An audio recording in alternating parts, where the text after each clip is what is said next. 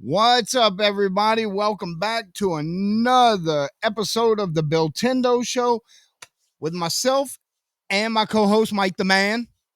So we are back again, and we're gonna do a brand new one here for you. Episode brought to you by Billtendo.com. If you need games, consoles, emulators, accessories, hit it up. Use the code Quest64 for a 10% discount. How you doing, I'm Mike? doing pretty good. Long weekend. This is the most exciting thing that's going to happen to me this weekend, so I'm here for it. Yep. I this is probably the most exciting thing for myself as well. Yeah. It just is what it is, right? Yeah. And the family went and did stuff. They went for a day instead of camping overnight without me, which is usually what happens during holidays. They just went and did their own thing for the afternoon. And then I went and got them. Now they're home, listening to me talk on the radio. Right. Yeah. Well, you know. Uh my wife took the day and went looking for cars with her daughter, and I stayed home from that. But my son Lucas and I took the bikes and went over to the bike track. And dude, I'm 47, and I felt like a 50-year-old riding on that bike track with all the hills and the big walls to ride around and stuff. He took a video of me on the practice, the little kiddie track where you're supposed to practice before I went on the big track, because I hadn't been out there. He goes out there almost every day, and I'm gonna say I look absolutely absurd. Did you felt So all 47 years worth of bone wear and muscle tear on you when you got out there? yeah, my hip felt 47 years old for sure. Well, good. Absolutely. Tomorrow it'll feel 57 then. Right. But it's a on the upside, it's a pump track, and I don't know if you're Yeah, familiar with legs up that. and It down kind of stuff. Or you're No, no, not no, no, supposed to no. pedal. You're supposed to. You don't Yeah. pedal at all. Yeah, and it's got a lot of bumps and walls and curves, things to bank off of, to where you don't have to pedal. And I thought I was doing pretty good on my first round of the big track, and then I got passed by a 14-year-old on a Razor scooter, and I was like, man, look at that dude go. Well, that's fun for you, Bill. Mhm. Yeah. And we got some McDonald's. Obviously, we went to Walmart and picked up some boxes for shipping, because this is the son that he's the general manager of Billtendo.com. So he and I, we had to go out today to get supplies anyway. Almost every weekend we had to go grab some boxes or bubble wrap or tape or something. Um because I don't know I'm out until the last minute. I don't ever realize. Otherwise, I would just order it from Amazon. But I was like, "Hey, man, we'll get breakfast. We'll go over to the pump track." And he's like, "Okay, that sounds good." So that's what we did. Good.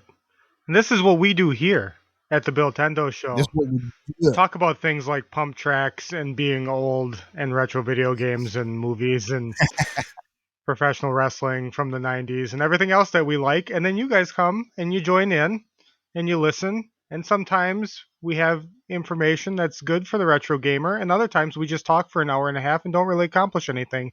But that's why you're here. That's right. We love all things geek culture. Obviously, we have interests outside of geek culture, but I think there's not a ton of stuff that one of us doesn't like or doesn't have knowledge of. Yeah. We're an okay blend. You like Battlestar Galactica or whatever and I do like Battlestar Galactica. I thought it was a really good series, and I also like Stargate Universe, which is usually a thumbs down from SG fans, but I'm a huge Stargate fan. All of the series. I thought Universe was good. I saw what they were trying to do with the Battlestar Galactica vibe, to where it wasn't episodic. It was one long overarching story that lasted an entire season. I enjoyed that. I thought it was pretty good when it came out, and to tell the truth, I watched it again Probably a year ago. I also watched the entire series of Battlestar Galactica again about a year ago, and I have much more respect for what Stargate Universe was trying to do. I'm sorry it never got its third season because it really needed it. I mean, it did end on a horrible cliffhanger, and like even I could write it out, you know. I've never watched it, so you're not ruining anything for me. But I did today watch the first 7 episodes of Neon Genesis Evangelion, which I have never watched, but I did a little blurb on the Nintendo 64 Japanese only version of the game yesterday, and I had all sorts of people asking me how good it is. And I said, well, that depends. Everybody who watches the show says it's a great game, and everybody who doesn't watch the show says it's boring, button press, telltale story, episodic thing, and it's not a video game at all. So I'm like, I guess I should probably watch some of the show after being urged to. And I don't know if I like it, but I'm watching it and I'm like like a third of the way. I guess there's only like 25 episodes, so if I got 7 in, now I Yeah, got to finish, right? yeah, you might as well. I mean, it's not a huge series. It's not fucking One Piece, Yeah. man. Yeah, that's what usually deters me from most anime. It's not that I don't like it. It's just I don't have the commitment to watch, 14 seasons or one season with 35 episodes before I get to any plot, or it's for people who binge the same couple shows forever and expect new stuff forever, and I can't be that guy. So Yeah, no, I agree with that. It's very, you know, I like to find a show that has a good solid 5 season run. When I'm looking for a new show to watch, I look for amount of seasons. Um, I think the sweet spot for most shows are 5 seasons, and anywhere from 12 to 20 episodes, depending on if it's half-hour episodes, hour episodes. And I've made it through numerous series by using that little bit of criteria. Even if I didn't really care for the series, there's only one that I can think of that I actually made it into the last season, and I'm like, I'm just not gonna finish it. And it was a sci-fi show. uh I'm trying to remember the name of it because I had just finished Warehouse 13, and then I started on this one because it was interconnected. Um, well, I'm that's like a serial Mike offense. Like if I could only tell you how many shows I've watched the first 3 or 4 seasons and not finished. Like I've never finished Breaking Bad. I've never finished. you should definitely finish I've heard Breaking that, but Bad. that doesn't mean I'm going to. Like Right, I right. used to really like 6 Feet Under on HBO. I have never finished that. Like there's just a bunch of them, and it's the same way with video games. I am a chronic RPG player, but like 80%. As soon as I know that the next thing is go face the final boss or the final series of bosses, I'm like, well, I have to go collect everything now because otherwise I'm going to miss out on the best gear in the game, and then I never finish the game. So what will most likely happen is I'll get to episode 22 or so of this, and then I just will never finish it. Right. The show was Eureka. I have no idea what that is.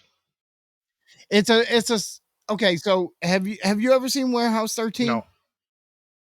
Okay, I'm a really big fan of Warehouse 13, although I do have some major complaints with it.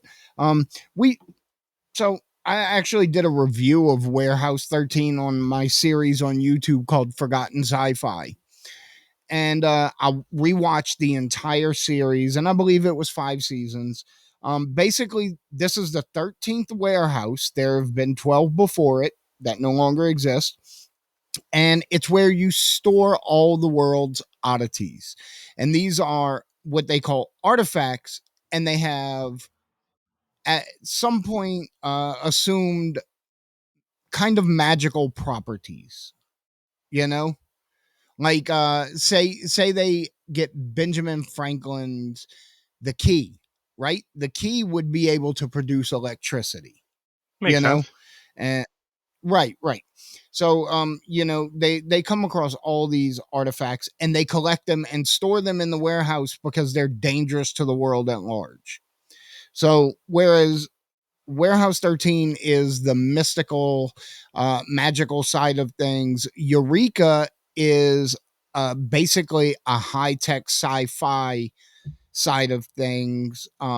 It was a city created by the US government in like the 40s as this bastion of scientific research that everyone in the town works at a company called Global Dynamics, and they build these super high tech things for the government or for the world. Excuse me. Um, I made it, and it's told through the eyes of a sheriff who was just driving through town and became the sheriff, and his daughter, his teenage daughter. I made it into the beginning of the final season and decided I just wasn't going to finish it. I got bored with it. They were retreading a lot of things, and I hate when they do that. Makes sense. Like I was excited to even see the end of Lost, even though Lost made no sense because those guys just gave up on writing. There's like all these reports of people saying, well, this is an awesome thing you've done here. How are you going to pay that mystery off? And they're like, oh, we're not paying it off. We're just not going to ever mention it again. And like, you feel that when you watch the show, but then, again, flip flopping here. I watched a lot of breakdowns on Lost about a year ago, and there was a lot of lore that was never included in the show that if it was included in the show and a couple lines of dialogue here and there would have cleared a lot of things up, and it would have just been small pieces of dialogue. But I did make it to the end of Lost, but it wasn't really making sense. I so I mean we play video games. This ties into a lot of stuff. Right. Because obviously my favorite game is kind of sits in that same thing. If you've played through Quest 64, you get to the end and there's a couple lines that kind of tie the story together, but you can tell that they didn't have time to pay it off. And a few Uh-huh. more lines of dialogue or one more boss battle, NPC encounter, anything would have really helped the game. Maybe that's why. Maybe I'm afraid of endings of things because of Quest 64. Maybe I just don't want to finish things because the thing I love didn't finish the way I wanted it. So I was about to say, who hurt you, Quest Mike? 64 hurt me. I'm sorry. That's okay. Tell me about what Quest 64 did to you. It didn't do anything to me except make me a better person, Billy. That's what it did. All I'm saying is they should have never given me sound Yeah, effects. yeah. We have now enabled Mr. Bill to play with sound effects during the show, and he's going to abuse that in ways that I can't even imagine yet. But we will find along the way. So, yeah. See? All right, but to get to the news and Yes. tying this all together with what you were just talking Yes. about. So the Screen Actors Guild has now called for video game actors to join the picket line. Um, What? so obviously they were already striking. This is the second one that they've had for authorization on Friday for. Now they want video game actors. So there was a tweet from the Screen Actors Guild the other day that just said, "Here we go again. Now our interactive video game agreement is at a stalemate too, meaning they can't. The negotiations for actors for video games is now being drug into the original Screen Actors Guild union disagreement, um, because now employer greed and disrespect is stretching across because they're still watching films not being made in video games.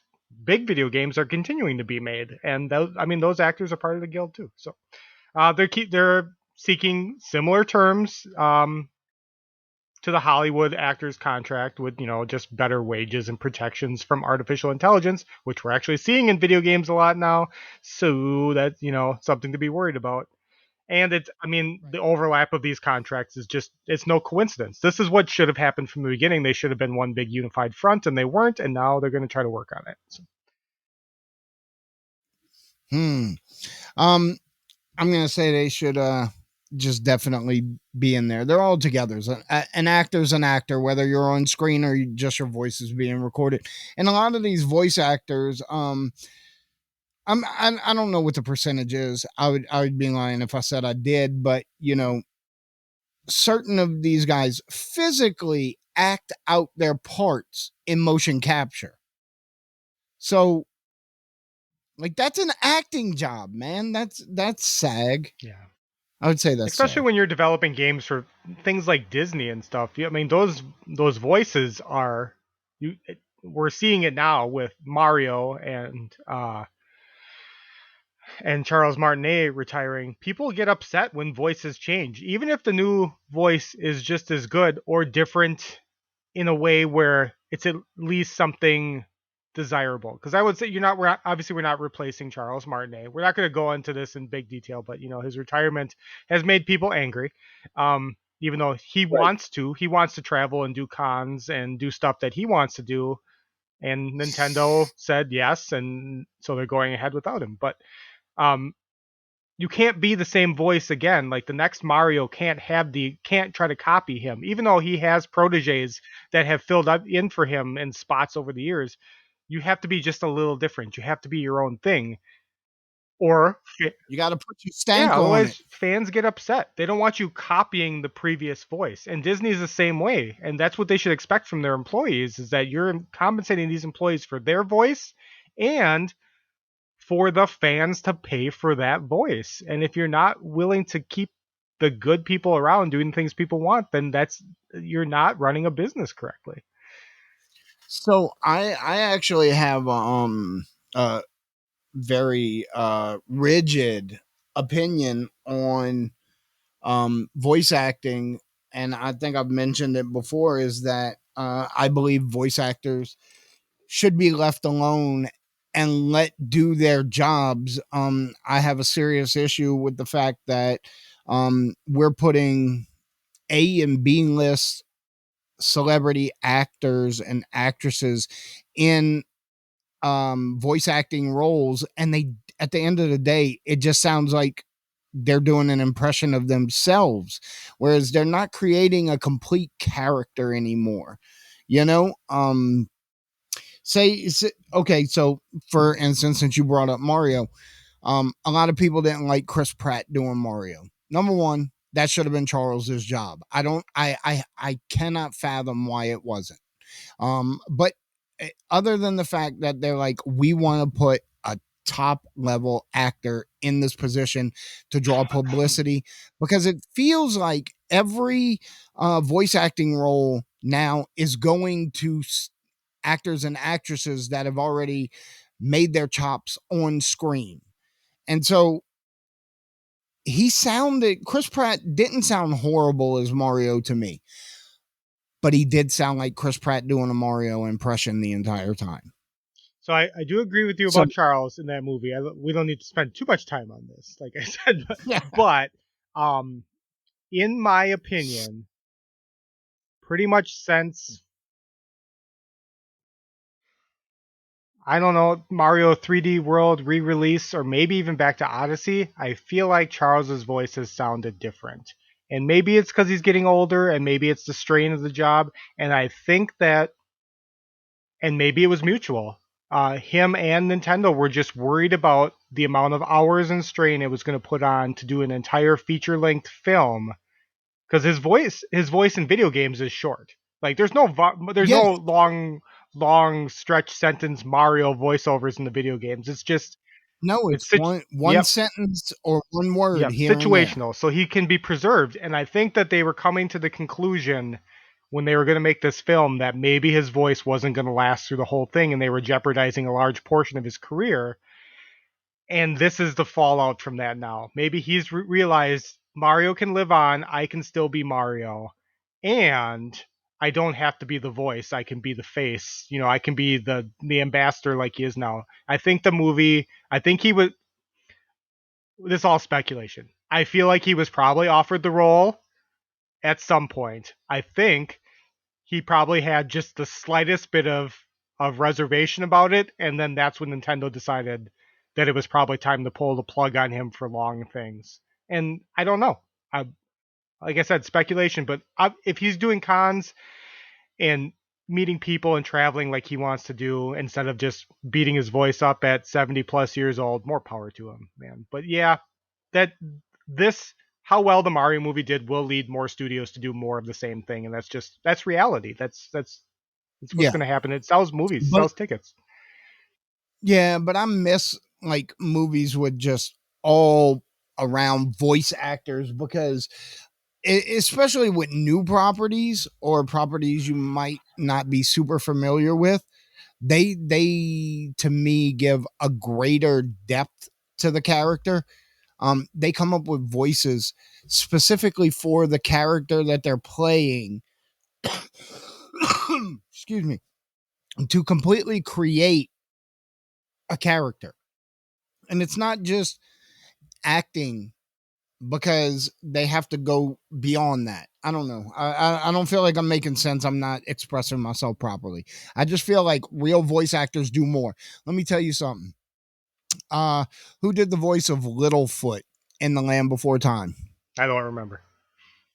Okay, that's fine. But Littlefoot was a character. Now, if it would have been Danny DeVito or something, we'd be like, oh, that was Danny DeVito. But it wasn't, man. It was a phenomenal voice actor that made you cry when he said, Mama, you know? I hear you, and it's that same way. Like we have really popular, you think about like the voices that came out of, like the Pokemon animated series. Think about all the like popular animation that made it across the pond over to us from Japan. Like those actors are in tons of series. Like they don't just do one voice in one series. They're doing Oh, 40, I 50, know. 60 voices in 20 shows, 30 shows. And yeah, you know those voices for who they are, not who's behind the microphone. That's Jesse and James from Pokemon. And that's, so I understand it, Right. but I think you can be And that's fun. both. Like I think that so we had Charlie Day in this. I think Charlie Day is a great voice actor, and I wish he would do more Oh, yeah. stuff and not just be Charlie from It's Always Sunny in Philadelphia. Like that's because, but everybody knows him as that. But I think he could do lots of stuff.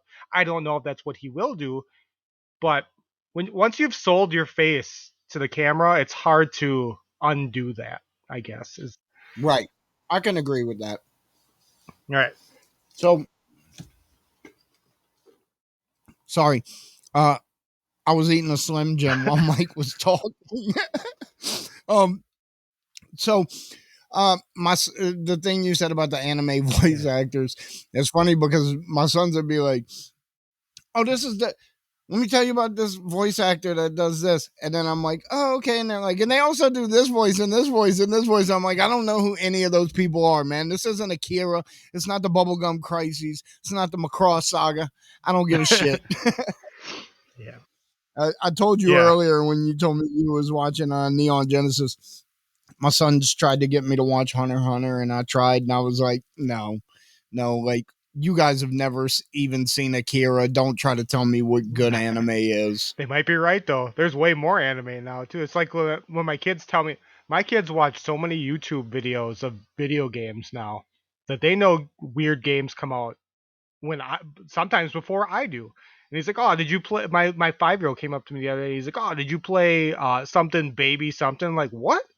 He's like, "Yeah, do we have that?" I'm like, "No, what are you talking about?" And he's like, and he like just goes over and like pulls up a video on his tablet and shows me, and it's just some crazy like Steam, you know, game where you're playing Right. as a baby just wrecking stuff in the house. And like I'm like, he's like, "Do we got that?" I'm like, "No, we don't have that, or you'd play it already." And he's like, "Can we get it?" I'm like, I mean, I guess. Yeah, I mean, if you're gonna play it, So but gotta trust the kids. They're consuming tons of media. We got jobs. They don't have jobs. yeah, but you know what? Like, yeah, there's a lot more anime now, but like Akira, seriously, not to beat a dead horse here, but Akira is like the Godfather, Citizen Kane, Casablanca, Gone with the Wind, all rolled into one. It is the anime movie. And to say you love anime and have never even attempted to watch it is it just blows my I mind. understand. I get it. Um, right. I have no professional segue, but we're staying on the we're staying on the Nintendo thing here. Um, All right. So the other day was a Nintendo Direct. We haven't had one in a while, but it was a very specific Nintendo Direct. It was for Super Mario Brothers Wonder, the upcoming game. They did 25 minutes of Mario Brothers Wonder uh, gameplay. Boo. Billy doesn't like it, but things that you should respect out of this incoming game um, is the difference for once from Team Mario. So Shiro Muri explained that this is their attempt to recapture the feeling of mystery from the original Super Mario Brothers in 1985 because nobody knew anything about that coming into it, and everybody was talking to your friends about it and stuff. So they said in terms of concept for creating a new Mario, we needed more mystery and more secrets while maintaining the hype. And this is their answer for that was Mario Wonder going completely off base and doing something different. So they wanted to go back to side scrollers. They wanted to go back to that kind of adventure, but they want to keep it secretive and surprising so that normal Mario game players can feel like the same wonder that like you and I did 40 years ago now. So Right. So, okay. Here's the reason I say boo. Okay. Now, to be honest, I'm going to give the game a fair shake. When it comes out, I'm going to buy it. I'm going to play it. I would really like to like it. Um, I thought playing probably the first 10 levels of New Super Mario, which was the first in the 2D side scroller slash 3D thing that they tried to do where you were playing kind of in 3D, but you had the vibe of the original 2D yeah, games. I thought that was okay. I got a little bored with it kind of quick. And then they made like 10 more games like that. And I'm just like, you really like overdoing it. Like you're really trying to pump us for nostalgia that I don't feel like was there. I feel like the Mario games naturally progressed along with all the other games of their times. 2D, 2D, 2D. Super Mario World, I would give almost a 2.5D because of the way they had their backgrounds and stuff. Not quite Donkey Kong Country level, but still a little something. And then Mario 64 with the 3D. And then we were often running on 3D Marios, and every one of them was good. Everyone was just as good as the one before, and it was good enough for people to claim that this is their favorite and this is the best. And I would have much rather a Mario Odyssey 2 than going back to this formula of what I feel like is a nostalgia well run dry. And that's just my opinion, and I know not everybody's going to agree with it. I might be in the minority. I don't know. But I feel like that Mario 2D vibe is a nostalgia well that's pretty dry. I think that they're probably I know we've said this every year now, and it's been every year for 4 years, but they have to be sitting on an Odyssey S sequel, but probably for the next system. I would imagine that they're already That's developing right. it, and they're just sitting it. So Yeah, there were things in Odyssey where I saw that they could improve and expand upon. So, and that's the formula now. Obviously, with Breath of the Wild and Tears of the Kingdom, they know that they can do a well, second one and have it be the same game so but better. So right. So I was listening to a podcast the other day where they were discussing Tears of the Kingdom, and the developers had said that Tears of the Kingdom actually, and they got a lot of heat for this at the beginning, people saying it's just basically Tears of the Kingdom is just basically yeah, DLC. So it started as DLC. It really did. The lead developers have already said it started as DLC, and then the thing is, when it's DLC, you're basically just putting missions in an existing game or small changes to an existing game, but you can't affect the game itself. And so they wanted to make changes and make improvements and do things that just weren't possible for Breath of the Wild to do, but they used Breath of the Wild as a platform to go on and create something bigger and more expansive. So, uh, I could. easily imagine that happening with Mario Odyssey as well, because I see the places where it could be expanded, where it could be fixed, where, things can be much bigger, better, faster, and more. Yeah, I agree, and we've seen that with a lot of video games. Obviously, with Grand Theft Auto, when you go from Grand Theft Auto 3 to Vice City and San Andreas and all those, they all seem like familiar games. Like they could have been one game with expansions into another city, but Right. it made more sense to flesh out an expansion into a full game because that's what it deserved. If you're going to spend all that time developing something, give it everything you've got. And that's probably the way we're going. So, Mario Galaxy yep. 2. Yeah. Perfect example of, okay, uh, me personally, I prefer Galaxy 1. Most people prefer Galaxy 2 because it's bigger. Like I said, bigger, better, faster, more. But there was this thing where they were like, okay, we're just going to do more levels for Mario Galaxy. And then they got to a point where they said, well, this is going to be way bigger than Mario Galaxy. And if I'm remembering correctly, Mario Galaxy 2 is like 2.5 times the size of Mario Galaxy Yeah. 1. And actually, if you're a Nintendo historian, it's this is I'm well, not. but you just don't know it. But you this is it's almost formulaic now for Nintendo. This is what they've been doing for years without saying it, and now they're saying it. So, Ocarina of Time. Majora's Mask didn't start out as Majora's Mask. Majora's Mask started out as Ura Zelda, and then they decided, the team pushed back and said, we don't want to make a Zelda expansion. And then, Right. Morimoto said, well, that's fine. Make a whole new game in the year. And they did. And you got, and you got Majora's Mask. So they always start, they have a good game. They want to keep with that formula. They want to stick to the same game. And then they figure out that it deserves another whole game. And that's just the way Nintendo operates. It's just, and they should embrace it at this point. And they should say, yeah, yeah. Have you played Odyssey? Mario Odyssey. Yeah. I beat Yeah. it with my son. Okay. Well, I figured. I mean, eh, I believe all of us have at Yeah. this You point. should. Um, it, in Odyssey 2, I'm gonna need one of the worlds, at least one of the worlds, to use flood. We need a Mario Sunshine world. Think so?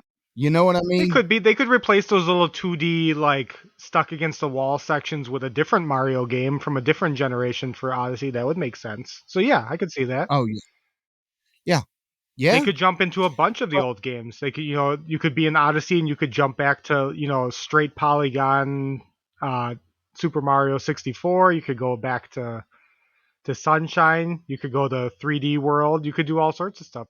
right. And that's better. That's probably better nostalgia for some of us. Like force-fed nostalgia. People don't like to say they like it, but they like it. We like it. Like when you You know, drop us back into an old familiar place when we're playing a new game, everybody likes that. right. We all like it. Oh yeah. Um, I will tell you, when I was first playing Odyssey, my first impression of New Donk City was that I hated it. I'm like, this is so dumb. It's just a regular people city. And you know what? It ended up being one of Yep. my favorite I think levels. some of it, It- and everybody saw it in the trailer and had no idea how it fit into the game too. We all saw it. And we're like, what is going on with Mario? And then you play the Mario, you play Odyssey and you start out and everything's familiar. Like it is, like it was normal Mario levels. And then you get dropped in the New Dog City and you're like, okay, now this makes sense. Now I understand, the people and the princesses. And it was cool. You're right though. It was fun scaling those buildings and it was great. yeah, going building to building, figuring out how to get higher and Yep. higher up. Yep. Yep. Yeah, I had a good time with Mario Odyssey. I'd like to see a part two, and I'm still playing Tears of the Kingdom. When was that released? Like 2 months ago. I mean, you were still playing Breath of the Wild when that came out, so Yeah, release that's dates true. and you My don't really mean a lot. So. No, especially with these Zelda games that you could pick up and piddle with and put down, and you can like go do one side quest that might take you 20 minutes, and then you go on about your day. you know Not all the side quests are difficult or long term. You could just, and there's so many of them. At this point, I'm trying to wrap up all the caves. I'm gonna 100% this game, even the Koroks. I'm getting there. I've got one well left to find out of like 60. Um there's like 100 and something caves, I think, and I think I only have like 10 left to find. So I'm doing quite a bit of hunting on those. I'm knocking out side quests like crazy. Just basically by accident. You play Breath of the Wild, I right? have. Okay, so when you go talk to someone to start your side quest, Yes. and you have already done that thing, it'll just pop up, whatever, complete, Yes. as you're talking to them. That's happening to me a lot in Tears of the Kingdom because I've been piddling around doing all these things for so long that I'm talking to people to start the side quest and it hits complete as soon as they start talking. I'm like, son of a bitch. But I told my son this, and it's a little feature I just found out about. Um, if you are playing Tears of the Kingdom, or anyone's playing Tears of the Kingdom, um, finish up all the side quests in Gerudo Town first. Because once you complete all the side quests that are in Gerudo Town, then you go out back, and there's what, I can't remember the queen's name. Anyway, her sand seal is wearing a bandana and a bow tie, and you go out back of Gerudo Town right outside the palace, and her sand seal is there. And if you feed the sand seal a splash fruit, it will give you coordinates on the screen, and that's a side quest that you have not activated yet. I don't know how to respond to this information because I haven't played the game. So Okay, okay, so I'm just saying no, I there's understand that you're helping people get through side quests. maybe 200 Yeah. side quests, and you have to do all these things to even find them to activate them.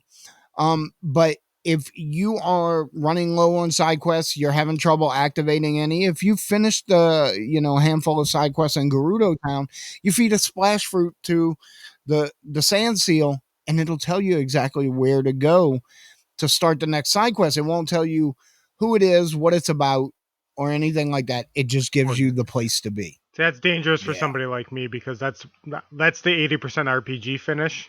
That's the not finish the game thing. So that's what I would do. I do that on most games. However, on Zelda games, I have this. At this point in my life, I have 100% it every Zelda game, and I ain't gonna stop now. Oh, I take that back. I'm gonna say I tentatively 100%ed Breath of the Wild. The reason I can't actually claim a solid is I didn't find all 999 Koroks. Because much like the skull spiders in Ocarina of Time, it's useless to get the golden scatollas after the 50th one. Because you don't really get anything else after that. Well, with the Korok seeds in Breath of the Wild, 441. And then they are no longer useful. You get nothing for the other 500 and something except for a golden poop. And I'm not doing that. So it's a tentative 100%. I 100% it all usefulness. Makes sense. All right. Okay. One more news story before we get into our big thing here. Um, so this is borderline geek stuff, depending on what you like. But while I was putting together the stuff for tonight's show, AEW announced that they have finally fired CM Punk, and I say fired and finally together. Um, in a way, like it was inevitable or like people were expecting it, but I don't really think anybody really was. Um, he's had anybody who's followed wrestling for the last 20 years or even portions of the last 20 years knows that Phil CM Punk had problems in WWE. He had the pipe bomb. He essentially told Vince to shove it, and then he went off and he retired. And years later, he comes. They fired that guy on his Yeah, wedding day, bro. We can't just pretend like he's the but he villain. was probably, by all accounts, he was kind of the villain backstage. And now so even though I like the guy, well, I mean, I like the characters that he is portrayed in Portraying. wrestling, but um, Right. over the last year, even though he was a huge ratings getter and really pushed AEW up into that echelon, he's been, by all accounts, not fun to deal with backstage, which was all the same stuff from WWE. Felt like him first, which is fine because you have to self promote, you have to be that person. But he's gotten into numerous disputes with, if you know wrestling, with the Young Bucks and Kenny Omega, who have deep ties to AEW because they brought this company to the forefront. And then now it's Jack Perry, Luke Perry's son, Jungle Boy Jack Perry. He didn't like that they were using real glass in his match, and he got vocal with it with CM Punk, and it led to another altercation at a pay per view. And now, so Chicago's his hometown, and they fired him ahead of the show this Sunday at Chicago, which is there's gonna be so many upset fans who bought CM Punk tickets. Oh, I'm sure. So my opinion on CM Punk is for many, many years, I had fallen out of watching wrestling. I was aware of who the major stars were, and I watched this guy rise up from the indies and just build himself up. And he really became like the elite, and he came from doing crap shows for $20 a night or whatever. And so people love him. And I at the time I didn't care for him. I was like, I don't like his whole thing. But over the last year, probably, I've grown a lot of respect for CM Punk, um, because of everything he's done. If you haven't ever heard his interview with Colt Cabana about his run in WCW, it's like there's like 2 episodes of it, and it's like 3 hours long, combined. And I actually listened to both of them, and since then I respect him a whole lot more. But I do believe he probably is a difficult person to deal with backstage. Um, so it kind of is what it I mean, is, by all accounts, you know. and we say this about a lot of people, but by all accounts, he's a good guy, charitable, um, you know, jives with everybody's politics. Like he's never like somebody who is upsetting fans or other wrestlers with his, any of his opinions and stuff. It's just he seems like he's probably just a little tough-headed about wrestling in general, and you can't you can't be the old veteran without embracing the new The kids. new Yeah, and guy. that feels like maybe that's his rub, is he's just not good at realizing that doing everything traditional and doing everything as a, because he likes to do callback matches too, where he, you know, wrestles a style like he mimicked Bret Hart in a couple matches. Like he copied some of Bret Hart's '90s matches to the T in AEW, which people are like, we recognize this match. That's awesome. I love the tributes and stuff, but that can't be it. You have to be willing to grow with a company, and this is a young company, and it doesn't seem like that's his game. Dude, my favorite is his stories about working with Yep. Ryback, however you Yeah. say it.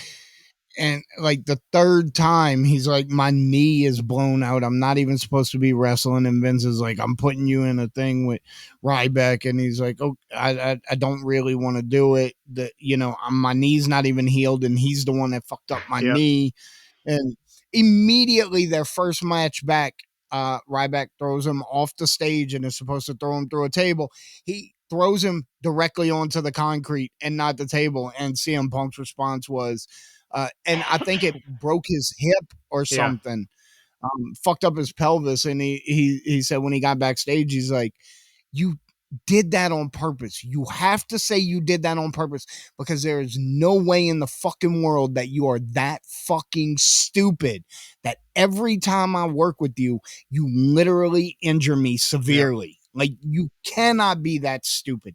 You have to be doing it on purpose. And it was, you know, so Ryback has a history. If you were like ECW, so you live out in New York now, but if you lived out in New York in the late '90s, I know about EC well, no, Dub, but the way baby. that they did it, like you'd watch, an hour episode on regional Fox Sports or whatever it Right, was, and you get one match, and instead you get 45 minutes of advertisements waiting for a match.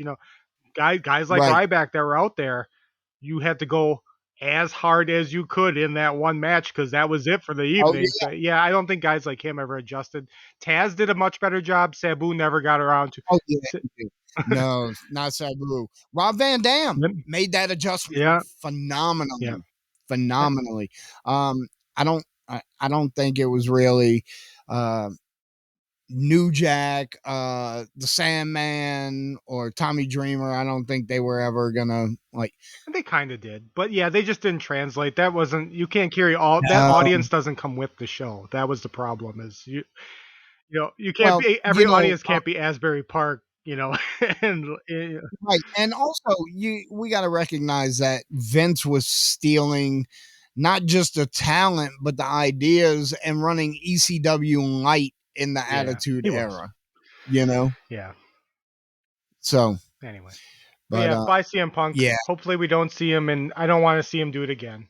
He's got to figure out something else he wants to do. He probably would be good in a backstage role somewhere like Impact or going. I mean, he can't do Ring of Honor now. He's burned that bridge because AEW and Ring of Honor are together. But he could go to New Japan. He could do all sorts of stuff backstage and make other wrestlers better and maybe repair his reputation for backstage maybe. stuff. But Um, who knows? I do remember this. I do remember after he left WWE about a year or two after he left, he said that he had no intentions of ever going back to wrestling.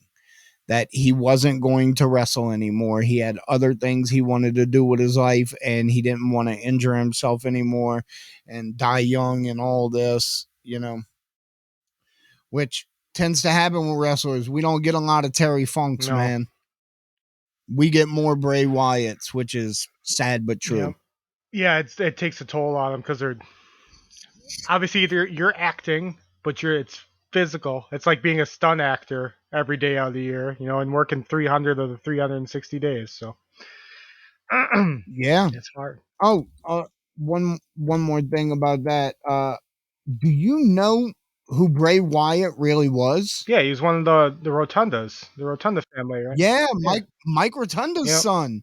And people that are listening that might not know, that's Michael Wall Street, Erwin R. Hmm. Shyster, the IRS, who was, that famous tag team with him and Million Dollar Man, Money Yep. Inc. And Barry Windham is part of that family too. There's lots of older Yeah, wrestlers that are all part of that family tree. They're a very prominent and very well respected wrestling family. And yeah, obviously, you say things like prayers go out to them. It's been a week or so. I'm sure everybody's heard this ad nauseum, but he was a great mind outside of the wrestling ring too, with film and stuff. right. So, sucks when you lose the Hmm. young ones and good ones. Obviously, we're gonna miss Terry Funk too, for different reasons. He was a pioneer. Um, Oh, yeah. There would be no yeah, hardcore wrestling as we know it without Terry no, Funk and Mick Foley. Those two, like, really yep. made it what it was. Thumbs up or thumbs down. Absolute legend, Chris Benoit. I don't love Chris Benoit. I liked his. As a wrestler, So I was both WWF and WCW. I liked his stuff with like Dean Malenko and Eddie Guerrero and all the cruiserweight, but once they moved uh-huh. into WWF, it lost all of it for me. I'm I'm gonna disagree with that because I was at the Royal Rumble at the New Orleans Arena where there was the WWF ladder match, and I was in the third row, dude.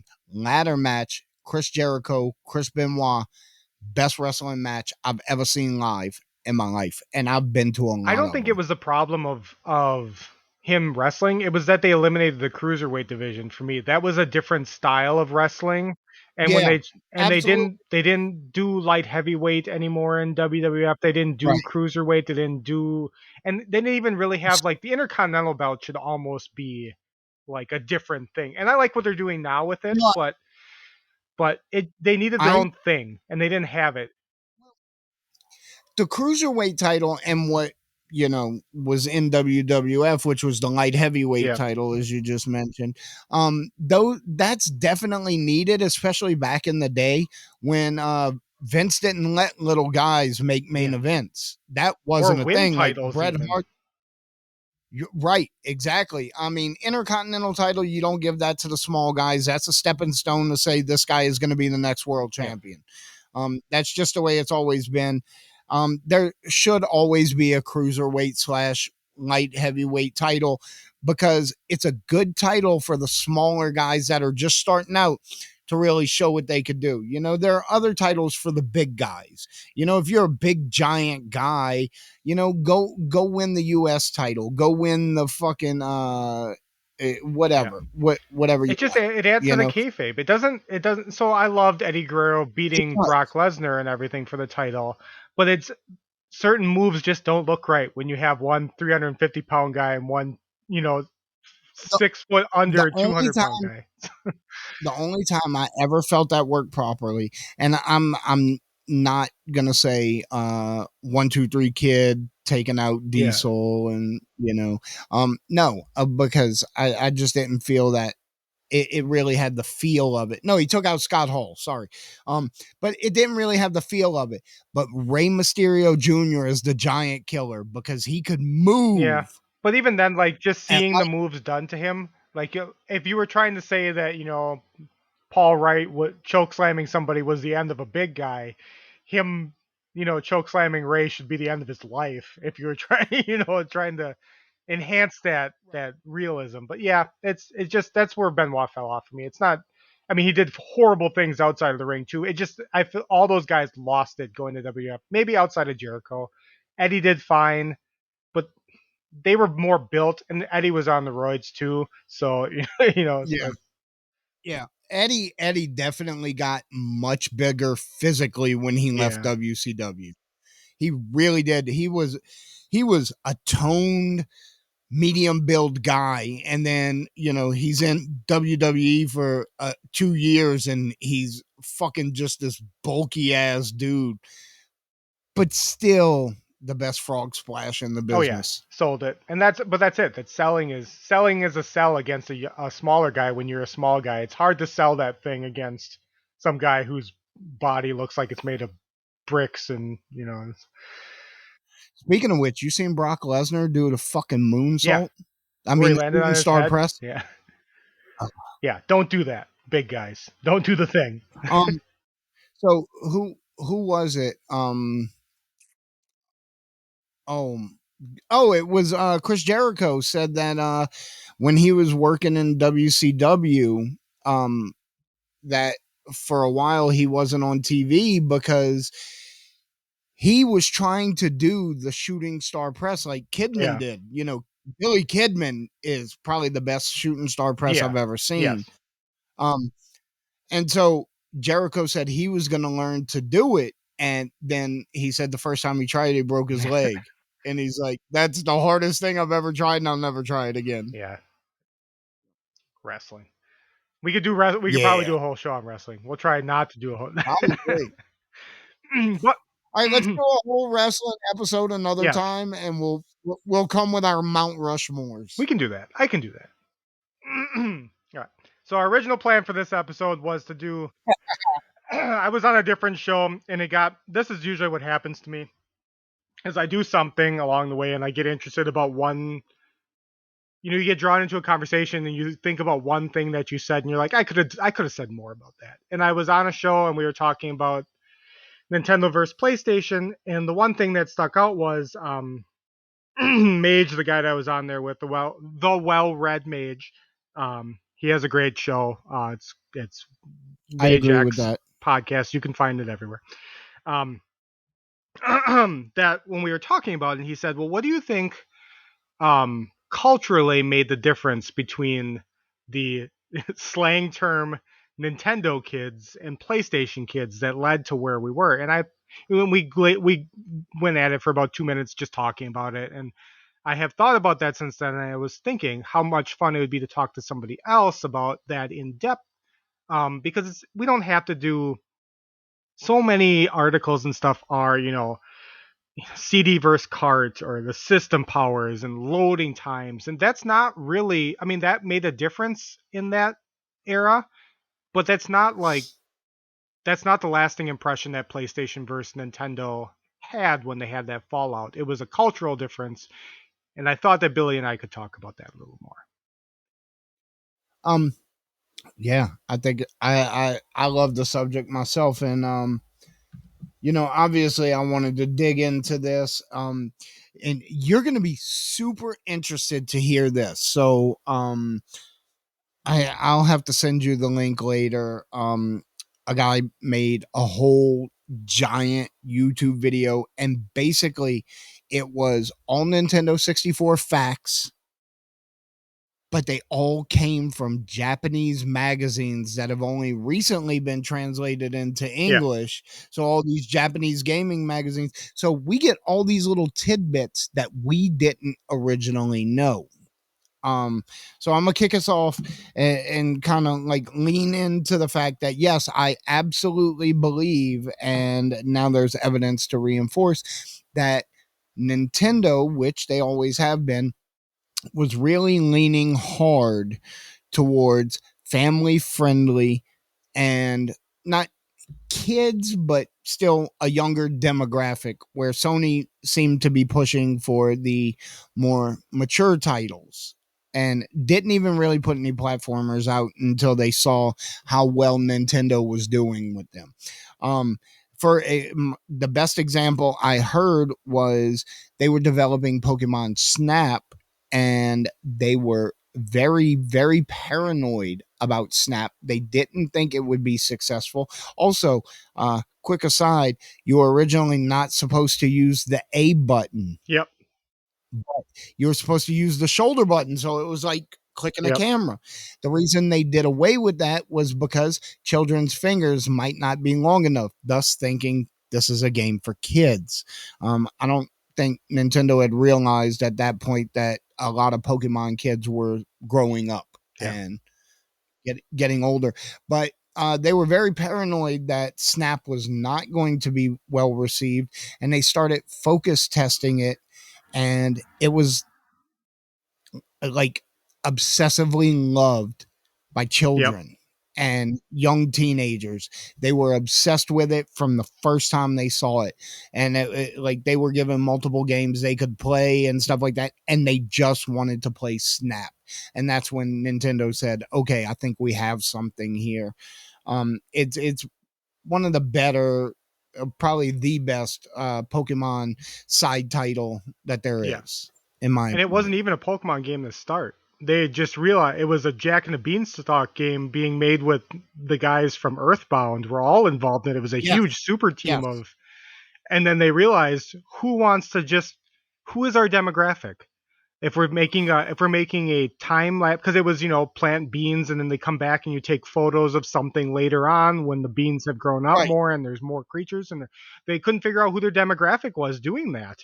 And then somebody, decided that they would talk about maybe including Pokemon, and then that's where it all took off. Morimoto was like, "Yes, that's what we're doing," and then they realized, like you said, what they had, and if it was for kids, Jack and the Beanstalk in Japan, that's not really gonna fly. Pokemon, on the other hand, that's a selling point. Yes. You know, and that's not the only instance of Nintendo doing something like that, like taking a game that they really like and inserting their characters in the game or the game Yep, concept. Also, I know you're very familiar with Camelot, who developed every Mario Tennis game from the 64 yep, on. I believe they've done every single one. The Mario Golfs, although they didn't do a Mario Golf on Wii, they did Let's Golf. yep, I guess because of the Wii Sports had golf. Um, and they also did all the Golden Sun games, but these guys actually made a game for PlayStation, which everybody knows, Beyond the Beyond, which was a more mature title. It's a great RPG. It's a fun game, but wholly not what they're known for. But the brothers that own Camelot are big sports fans, and they made a tennis game, and the Miyamoto liked it enough that he's like, we should put Mario in here. And the funny thing was that according to these interviews that they did many years ago, they designed Mario Tennis to be so good that Nintendo would ask them to put Mario in it. So they had like these standalone characters, which wouldn't look out of place in a Mario game, but they had just kind of mocked them in there, and they never asked Nintendo, "Can we make a Mario tennis game?" Which they ended up doing the golf game as well. But also the game was the characters were so beloved that they created Waluigi as the you know Yep. Wario's type brother, but they did that just so you would have someone that annoyed the shit out of you, that you disliked, that you would want to keep playing against to beat. And guess what? Waluigi is a fan Yeah. favorite, dude. I love him. Also, they wanted to make girlfriends, a Peach and a Daisy for Wario and Waluigi, and Nintendo said Yeah. no. And that's a what you just talked about there is another classic Nintendo thing of catering to the audience. So Rare made RCA Pro Am on Nintendo, the RC driving arcadey racing game, and that's Right, what Diddy Kong Racing classic. was. RC Pro Am 64 before they pitched it to Morimoto, and he's like, "Well, who's the mascot?" And they're like, and it was Timber, the little bear whatever thing that Timber is, Right, right. and he's like, no, that's that's not enough. All right, it can't be RC Pro Am, and it's not going to sell. And they're like, he's like, well, why don't you put anyway?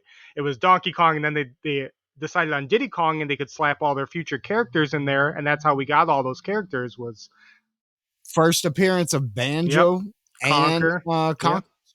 yep. So it's once again Nintendo taking a game and knowing their audience, which was 18 and under, or 16 and under is Yeah, probably more accurate, but everybody, as opposed to the mature audience of PlayStation. And yeah, there's actually what you were talking about with the Japanese magazines is something I'm really passionate about. But I know. yeah, so Nintendo's president at the time, this is a quote from one of those magazines, Hiroshi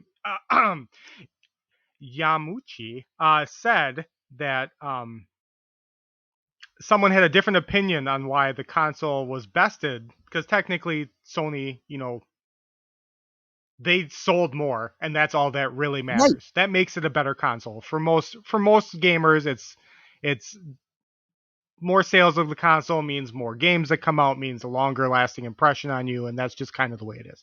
But he said, this was a quote from him, um, that the reason that the N64 failed is because Japanese gamers, quote, like to be alone in the rooms playing depressing games. So, and you know what? Maybe because as we're talking about all these fun, Diddy Kong did okay there. Um, Pokemon Snap did okay there, but the games that sold better were I mean, obviously the best selling game was Mario Kart. So you can't.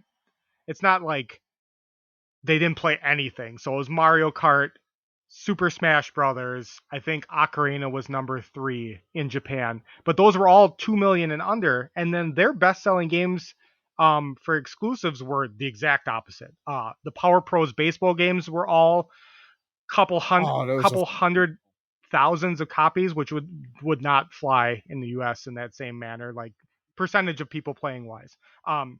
Super Robot Wars, which is like an Advance Wars style RPG, that wouldn't have flew over here. That sold really well. Sheer and the Wanderer sold really well. That's a roguelike RPG. And then Custom Robo, which did eventually come over on the GameCube, but that's the same thing. yes. Action RPG. All those were the games that sold in Japan, and those were not what Nintendo was doing. Those were third party things outside of Custom Robo. And those were more of PlayStation style games, to They be were. honest. Yeah, Sheeran looked like you know uh, Brave Fencer Musashi is what I was trying to think of. And yeah, tactical games. They did, and games like Ogre Battle sold better in Japan than they did in the US, where every other game sold 10, 20 to 1 better in the United States, but Ogre Battle sold better over there. So it was a massive like cultural difference of games that were um, the forefront of what was being bought and what was desired. And that was something that Nintendo just didn't capture correctly with Japan, and it's in a microcosm. That's what they didn't capture correctly worldwide. That's what made the difference. So, And I'd like to point out that even by sales metrics, yes, the PlayStation was more successful. They sold more consoles. They had what, triple the amount of games, if not Yeah, probably more. more. Um, but let's look at it from today's lens. Which one do you think is even like? There's not even like a remote chance that the PlayStation is retroactively beloved as much as the Nintendo 64. No, that's probably correct, but only because the PlayStation 2 came so quick on the heels, because that was what, 2000? So Nintendo 64 was still around when we got PlayStation 2. And I think people more fondly remember the PlayStation 2 than they remember the PlayStation. Yeah, Um, yeah, but yeah, even on PlayStation though, if you look at the games that sold best, the ones that did the best worldwide, I know I quizzed you on this a couple episodes ago, but like I asked you what the best selling PlayStation game was, and it was none of the ones you would think of because we live in North America and we play different things. It was right, Gran Turismo is the best selling PlayStation game. right. And then the second best is Final Fantasy VII. And then the third best is Gran Turismo 2. And then the fourth best is Final Fantasy 8. So if you see what things like the world consumes, Nintendo 64 wasn't concerned with what the world was consuming. They were only trying to do what they were doing, and that's kind of their cultural But downfall.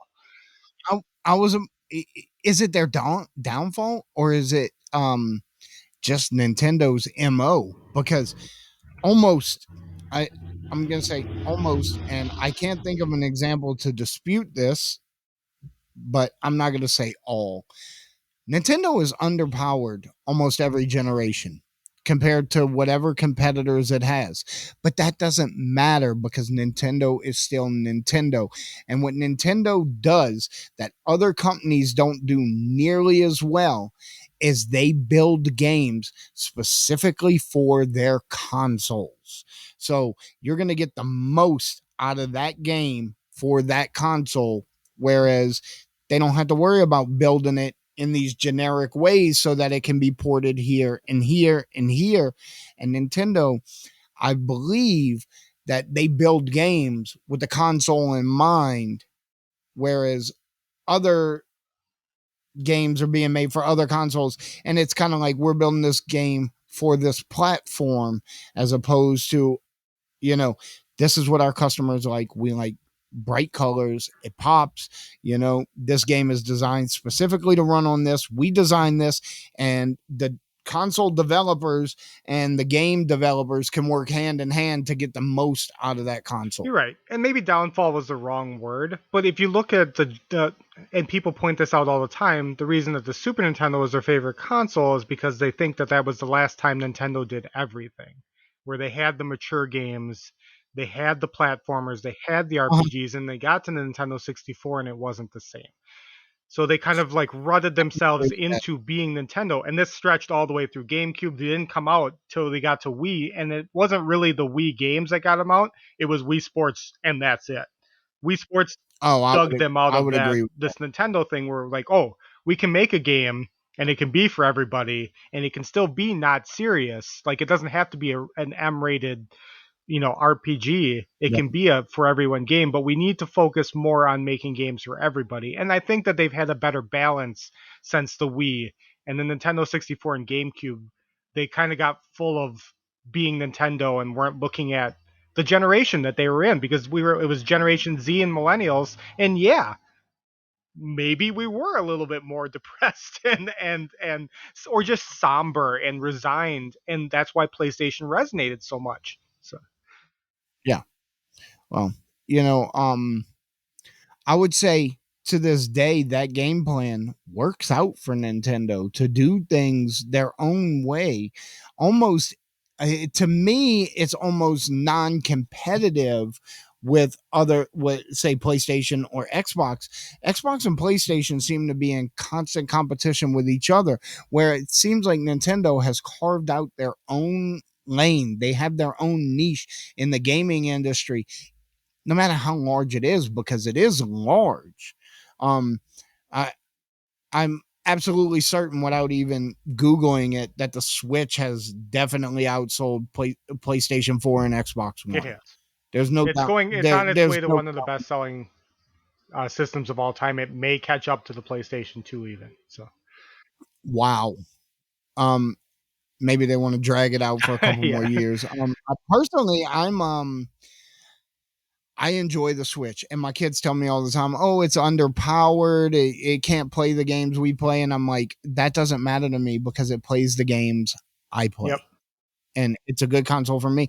I'm not in a rush for the next system. I know this thing is considered dead in the water at this point, as far as technology Yes. wise. It was underpowered when it came out for the generation, but even now it's considered completely dead Yeah. technologically. They can't really do anything else with it, but I enjoy the style of games that they make for it. There's a lot they can do with it. I mean, there are a lot of games for There Switch. are. And I to wrap this around, I am Yeah, also glad that the Switch sells the way that it does because I think that this is the first time in the last 20 years where I don't want to combine. So when I say the word casual gamer, what do you feel like I'm talking about? they to me it's just people that play occasionally when they get time. They're not super serious about it. To me, you can't be a casual gamer and be a PC gamer because of how I think of PC gamers. You know, uptight, elite, locked to the Yeah. screen. You know, they have that a different attitude. I would almost consider myself a casual gamer. I'm not a heavy gamer. I play games when I get a chance, and I enjoy them very Okay, much. but if I You okay, know, so and we're of a certain age as we've talked about with the BMX right? and stuff. But if you asked one of your 23-year-old sons what a casual gamer is, how much different do you think that their answer would be than yours? Oh, probably very different. They probably think they're casual gamers, and I don't think they are at all. I feel like the Nintendo 64 PlayStation era is where we is when casual gamer changed from meaning like you like chill and laid back games and playing, point and click simulations and stuff that was easy to play and fun and relaxing. Right. And the PlayStation era turned casual gamer into uh like a slang term. like a slur almost. Like I would talk about like with like Yeah. Nintendo Kid. And I feel like that's how we got to where we are now. Anybody you can't talk to 20 through 25 something kids who play competitive, I'm using air quotes here, but competitive, Warzone, Fortnite, even things like like you said, PC Apex. games, fighting games, they talk about casual gamers in the way where people that aren't as good as them at video games, people that don't enjoy games or take games as seriously as they do, and that's and Nintendo bred that, but I don't think they did it on purpose. Like what you said, where they knew their demographic, we're making these platformers, we're making easy to look at adventure games, we're making racing games that people want to play, like things like like Mario Kart and Rush. Nintendo has. Uh, I think that Nintendo is accessible. Correct. And that's what casual should mean. It should Right. be Right. light. It should be, the feeling should be that you're enjoying it without, it shouldn't stress you out. And yeah, games like Mario Kart stress you out, obviously. But they shouldn't be stressing you out the whole time you're playing. You shouldn't be constantly worried about being better than the next person in your family. We were competitive when we were kids, but it's a competitive against your one or two siblings. It's not against 300 million people in the world who are Right. constantly ranking yourself against all the time. And I feel like that generation, late 90s, early 2000s, we know the difference between that, and it's because of this console battle. It's because of there was kids that had Nintendo and kids that had PlayStation. We understood they were different things, and that doesn't exist anymore. Now, casual gamer is either you play games or you don't. Like, you have people say mobile games are not gaming. That's for casual gamers. Nintendo games, don't talk to me about gaming if you played, 200 hours of Mario Odyssey. That's not gaming. Like, I hear that stuff all the time. And that's Yeah. Nintendo's fault, but that's also their brand. Like, Are you, yeah, you look, I have a total at this point of probably 400 hours in Breath of the Wild and 300 hours in Tears of the Kingdom. I probably have more than 400 in Breath of the Wild, but who cares? Um, like some people would consider me a casual gamer yeah, because you don't play with those ranked competitive gaming. right because I'm not playing Apex or the Murder Carpentry Yep. game. That's Fortnite. Whatever. Those games don't interest me, man. I like story based. I like platformers. I like things that have a beginning, middle, and end. Like that's how I like my games. Like, you know, I want the whole experience. I don't want to play the same like I use it to make fun of my kids, and I don't even think that they understand that I'm making fun of them for it. And I'm like, they're like, oh, we're playing Apex, and I'm like, well, did you beat the game? And they're like, you can't beat the game. And I'm like, you've been playing that game for 4 years. What do you mean you can't beat it? And they're like, no, you don't beat the game. You can beat the other team, but you can't beat the game. And I'm like, what the fuck are you doing, man? Beat the game and move on and play another game and experience something else. Because to me, that's what gaming's all about is the experiences. You know, that's maybe why I don't enjoy ranked competitive games and stuff like that because you're literally just playing the same thing over and over and not doing anything differently. You're slightly improving each match or whatever, but you're not experiencing anything new, Correct. you know? Where for me, gaming is experiencing new things. I play this beginning, middle, end, and then I move on to a new experience. Correct. And that split in demographic happened. I mean, it probably more accurately happened in the PlayStation 2 era because I believe, OG Xbox and yeah, PS2. it's Yep. probably Halo, SOCOM, that and those Yep. games where you finally had online multiplayer because N64 had it, GameCube had it. Like you could play competitive uh, Toadstool Tour, Mario Golf against people's scores, but you weren't yelling at each other in microphones and stuff like you were. It wasn't Right. Halo and SOCOM lobbies or anything like that. That was the first time Nintendo decided, let's let PlayStation and Xbox do a thing and we're going the other direction, and that's what they did. Right. But that started during this era, and it's to the point now. I don't want to say that I wish Nintendo 64 would have been different because I feel like it would have changed gaming, but if we had Earthbound or Mother 3 on N64 or Final Fantasy on N64, I think it would have like butterfly affected a lot of things.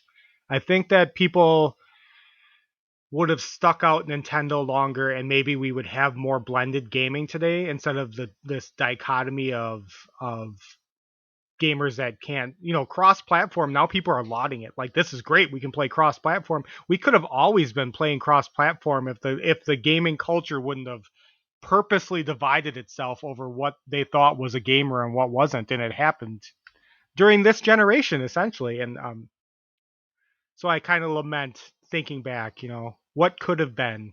I don't need Final Fantasy VII on on N64, but keeping that group of people together with the Nintendo people probably would have had a much more positive effect on the history of gaming had that happened. So, Yeah. Um, I agree, but I enjoy the way I don't know if I would. The only thing I would change myself about Nintendo 64 is a couple more games, man. Couple more games. That's it. You know. Hey, we were promised Banjo yeah, 3 and you know, we didn't get it. So yeah, a couple more games, but that's my only real thing. Like, dude, I even love the controller. I've tried using the brawlers and the retro bits and the Hori mini pads. I prefer the OEM controller, that weird three-legged Yeah, if dog, you grew up you with it, know? it's hard to find somebody who grew up with the Nintendo 64 who still doesn't prefer it. You can usually tell the difference in the gaming groups. The people who didn't Yeah. have it when they were kids, like this, what else can I have to control this other than this thing? It's like nothing. That's what you're playing with. Stop trying No, to find something different. right, right. Nintendo's always been a little crazy with the controllers, Yeah, though. they have. I mean, look at every console has a unique controller. I think the closest it was probably um the Wii Classic controller was the first Yeah, time they made any kind of controller that was, and only the Wii Classic Plus, because it had the legs. It was the first time they had close to their competitors as far as a modern controller. yeah. And they Uh, carried that over into you Wii know, U. The Wii U wireless was a great controller. that's the Wii U Yep. Pro, and it's actually my favorite wireless controller. It's Bluetooth controller, and that thing has a battery life like 10 times longer than any other Bluetooth battery I've Which is crazy. used. You'd think Um, like, so I know cost wise why they different, but you'd think working backwards from that controller. Imagine if they would have used that same technology in the Wiimotes instead of burning through 8 batteries all the time. You know what I mean? Like if they right? had that in their pocket, what were they doing? Yeah, seriously. Also, like the Wii U Pro controller, at first I didn't care for it because when I use that style of controller, I like personally I like the PlayStation model with the thumbsticks down. My kids like the Xbox model, one up, one down, and on the Wii U Pro controller, both of the We're up. thumbsticks were up Yeah. top. And it took me a little bit to get used to that, but once I did, man, I'm telling you, that's my favorite wireless controller It's a ever. great controller Love for that. old people like us because it I feel like it reduced a lot of hand strain, especially in my thumb muscles, to have the sticks both up. It felt better. Yeah, yeah, my only complaint about that controller is it was super glossy black, and so it always looked murky. No matter how clean your hands are, if you pick it up and put it back down, your handprints are Yeah, cloudy on it I had a now. white one too, and I was constantly cleaning it. Like I'd go and get a toothpick before I started, and I was Yeah. digging in the guts and like, yeah. All right, that's All right, we did we no go we ahead. did a lot on this. We could probably wrap back around and talk about the difference in games, but really we hit the things that I wanted to talk about because I don't really care about rendering cutscenes and full motion videos Yeah, and yeah. Who the cares? cost of discs. Nobody Obviously, cares about that stuff. You've heard that every so gaming magazine and websites talked about that for the last. I just wanted to talk about how I feel about it, Billy, and that's why I come to this show. yeah. So, So, do you think that well, for people that don't know, the PlayStation only exists because of Nintendo in the first yep, place. They got with Sony. They were developing a disc-based system, and then pulled the rug out from under Sony and went with Philips Magnavox for whatever God knows reason. And then skipped a generation before they even did it. So Sony's like, "Hey, we have this thing built. We're gonna finish it off," and they did. So, do you think that Sony took the information that they had, which was how to make a gaming console, because they designed this console in tandem with Nintendo, the beginnings of it yep. anyway. So do you think they took that information and then they went over tons of sales data from, say, Sega Genesis, Super Nintendo, to see what games were selling the best and or selling well throughout, and decided, hey, we're going to go for a little bit more mature I audience? Or do you I think do think Sega they had a tried to better do grip that? of worldwide sales than Nintendo did. I think is what they did, and because they built that system in tandem, they had all sorts of working relationships. And the other thing that the PlayStation really did well, and was a huge problem for the N64, was they had like 200 or 250 um, third party and first party games ready to go. They had people Yeah, developing when they released, partly because they said they were developing it with Nintendo. So keep in mind they were manipulating the situation, but smartly manipulating the situation. Right. Whereas Nintendo wanted to come out of the doors rocking, and they did with Mario, and then they sat for 2 years. 96 and 97 was hard on Nintendo 64 gamers. There was like 14 games for a year and a half there. That's what I was going to say. I think at one point for like a long stretch there was only like 10 Yep. games. So not Yeah. only did they harness what they think they would sell, they also had something for everybody right away, which Nintendo didn't do. So they just did a better job. They honestly Nintendo 64 is more powerful. It obviously loading times, all that hoo ha, but none of that matters if you're not selling games to people, and that's what Nintendo didn't do Well, that generation. Nintendo's done that multiple times, right? Where they only had like a less than a dozen games at launch of a Well, the console. Cube did the same thing. Yeah, We had what, like 10 games or something? I only played Wii Sports for like the first year, so but it very well could be. But yeah, Nintendo, they know what they want to do, but they don't. I just don't think that they talk to people before they do it. And maybe that's part of the like charm of the company, but simultaneously that's not how you maintain a legacy and keep fans around. You still have to cater to fans. So, Right. So the Wii launched with 22 games. I was wrong. but yeah, if you can't name them, it doesn't matter. The only one I can name off the top of my head is Twilight Princess. And I know that because as a Zelda fan, Twilight Princess was made for the GameCube. Yep. However, it launched with the Wii and was released 2 weeks after the Wii version. That's when the GameCube version was released. And all they did for the game, it was developed completely for GameCube. All they did for the Wii was mirror the entire game over and flip it so that Link could be right-handed because that's what you use the Wiimote with. So like the map and everything is reversed. Nintendo. What could have what could have been, Nintendo. Billy? You wouldn't be Billtendo though if they didn't do the things that they did. So No, I would be like Bega, yeah, Bill yeah, Station. Bill Station, that name sucks, man. Bill Box? yeah. Bill Box X. Yeah. Yeah, Bill Box Series yeah. X. I hate it. All right. I bet you my stickers would look Yeah, terrible, that Mike. name's not long enough. It doesn't have the ring that you have now. So. But you know, it is what it is. All right, that's probably our allotted time to talk about our gaming history and wrestling past tonight. But we will take a moment to talk about what we have learned in this evening's episode before we go. Billy, you want to go first? I always make you go first.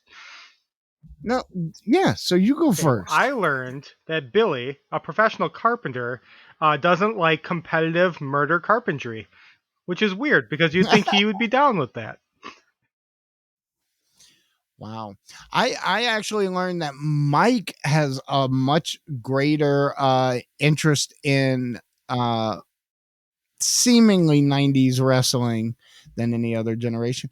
But you have a, a, a greater understanding and kind of fan thing going than I realized.